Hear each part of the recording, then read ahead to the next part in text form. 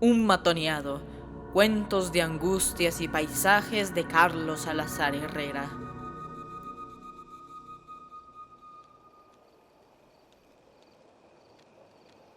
Ya nada tenía que pensar. Todo estaba pensado ya. Eran las 5:30 de la tarde. Gabriel Sánchez, escondido en el matorral, abrazando su carabina, acechaba la vuelta del atajo por donde solía pasar todos los días Rafael Cabrera a las 6 de la tarde, cuando iba para su casa. Todo estaba pensado ya.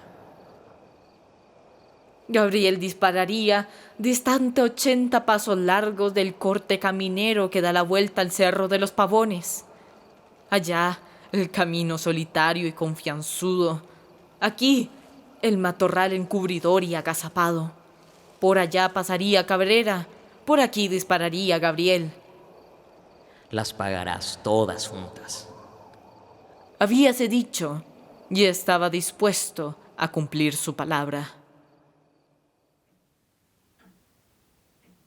Algún tiempo atrás, en una armería cualquiera adquirió la carabina, cuya posesión mantuvo ignorada para todos, oculta en la montaña, bajo unas cortezas impermeables.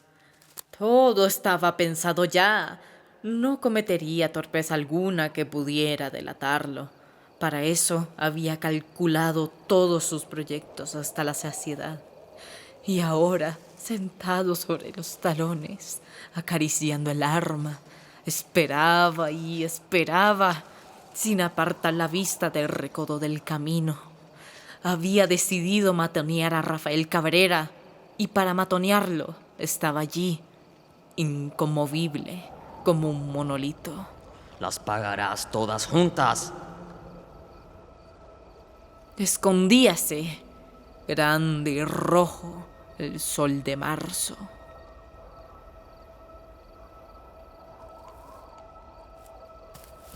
Por fin, allá, al despuntar la vuelta del Cerro de los Pavones, con un fondo luminoso de celajes, apareció la silueta del otro. Gabriel miró su reloj. Eran las 6 en punto de la tarde. Cumpliría su palabra. Ya era cosa de unos segundos. Entonces empezó a oír apresuradamente sus palpitaciones y se enojó con su débil corazón. Frente a él, a 2 palmos, vio un racimo sazón de moras.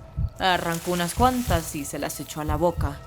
Luego las escupió porque no eran moras.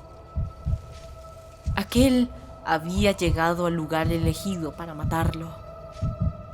Este se puso la culata al hombro.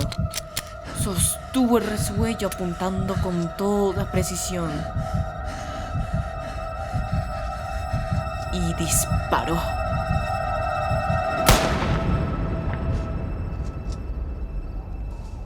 El eco repitió el carabinazo.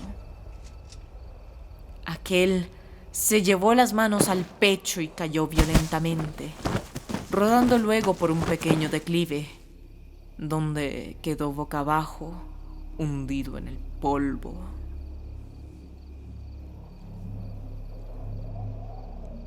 Gabriel Sánchez se alegró de haberlo matado y comenzó a realizar su plan de regreso.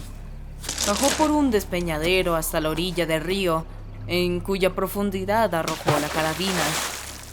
Halló luego la canoa que días antes había escondido entre las breñas de la ribera y la puso a flote.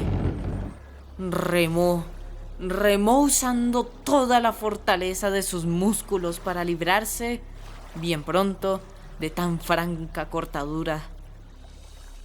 Alcanzada la ribera opuesta, abandonó la canoa a la voluntad del río y se mehuó en la selva.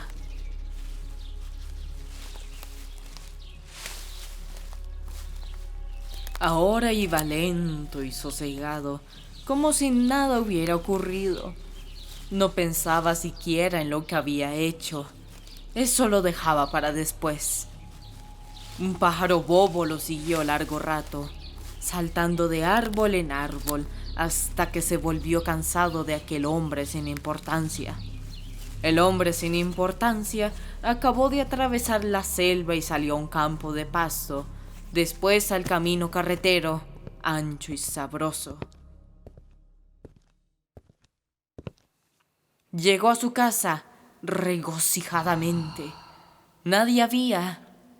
Envolvió una toma de picadura de tabaco en un recorte de papel amarillo y le dio fuego, chupándolo hasta colmar los pulmones. Nadie lo había visto. Echóse sobre una hamaca y sopló una columna de humo. Entró la noche.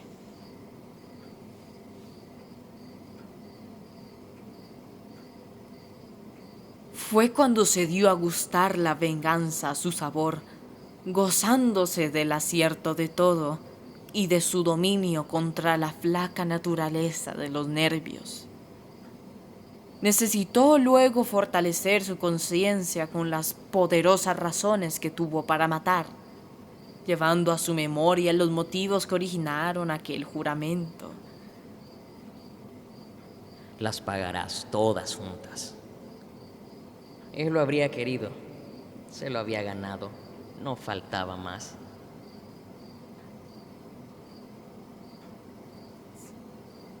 Y así, echado boca arriba, con las manos enlazadas debajo de la nuca, estuvo largo rato desgranando una mazorca de recuerdos viejos.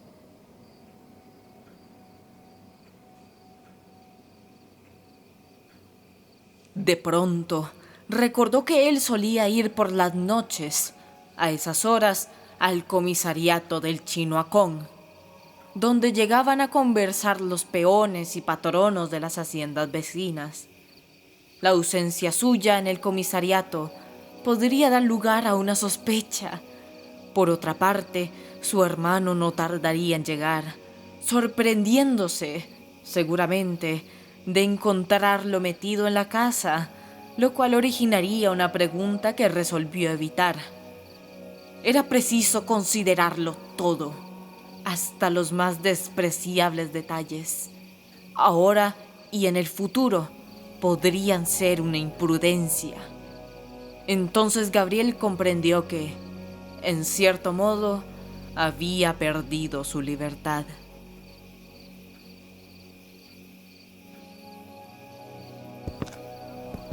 Se dirigió al comisariato del Chinoacón, igual que todas las noches, a charlar un rato con los peones. Allí posiblemente se comentaba ya el asesinato de Cabrera. Gabriel debería escuchar la noticia con asombro. Quizás reprocharía indignado el crimen. Quizás agregaría luego con fingida tristeza: «Pobre señor Cabrera, no hay derecho para matar». Iba caminando a paso lento, bajo la noche y entre los grillos. Resolvió desembarazarse en el camino de un fardo de cosas por pensar, pero la carga se le hizo más pesada con una angustia, que no supo por qué, se le encajó encima. Perdía la serenidad conforme se acercaba al grupo de sus amigos.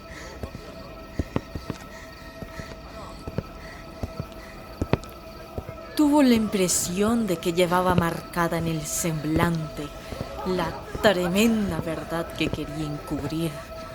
Tuvo el temor de que sus propios ojos lo fueran a delatar. Sintió miedo de que él mismo, inesperadamente y contra su propia voluntad, fuera a contarlo todo, víctima de una turbación. Quiso arrancarse de golpe aquellas inquietudes, pero ya no pudo. Nuevos temores se le incrustaron en el cerebro. ¿Alguien vería el humo de la pólvora? ¿Alguien lo miraría bajar por el despeñadero, arrojar la carabina al río, remar en la canoa, echarle la deriva, atravesar la selva, cruzar el pastizal? Aquel pájaro bobo me siguió un largo rato. ¿Sería capaz de contar algo? Y se echó a reír. Luego se asustó de oírse riendo.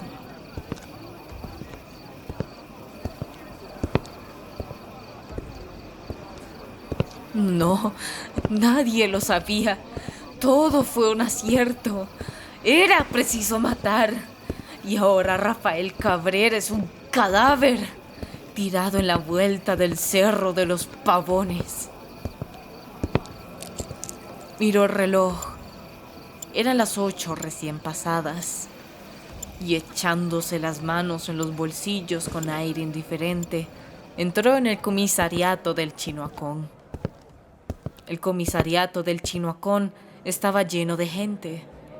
Gabriel saludó a los muchachos rozando con sus dedos el ala del sombrero y se fue a sentar en un ángulo de la tienda, sobre unos cajones con mercaderías.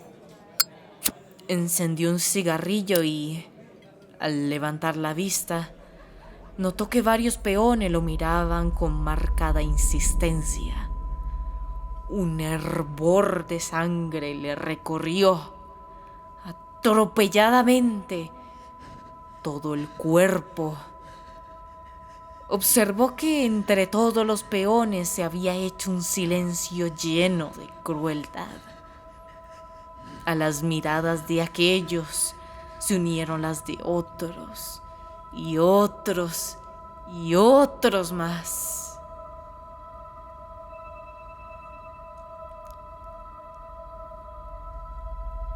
Tembló, se le helaron las manos y comenzó a sudar.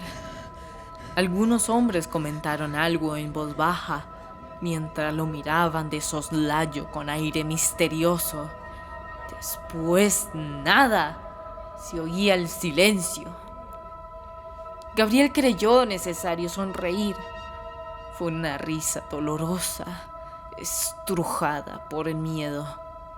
Notó que le temblaban los ángulos de la boca. Se dio cuenta de que no tenía fuerzas para hablar ni para moverse, que no tenía valor, ni siquiera para quedarse allí mismo, inmóvil. El jefe político acababa de entrar y Gabriel Sánchez pudo oír que 2 o 3 veces le decían sucesivamente: a usted le toca decírselo. A usted le toca decírselo. A usted le toca decírselo. El jefe político se adelantó con paso lento en dirección a Gabriel, seguido de algunos hombres. En aquel momento, Gabriel reaccionó. Lo negaría todo. Además, nadie podría probarle nada porque no hubo error alguno. Estaba seguro. Levantó la cabeza y se llenó de magnificencia. Gabriel, Dijo el jefe político. venga usted conmigo.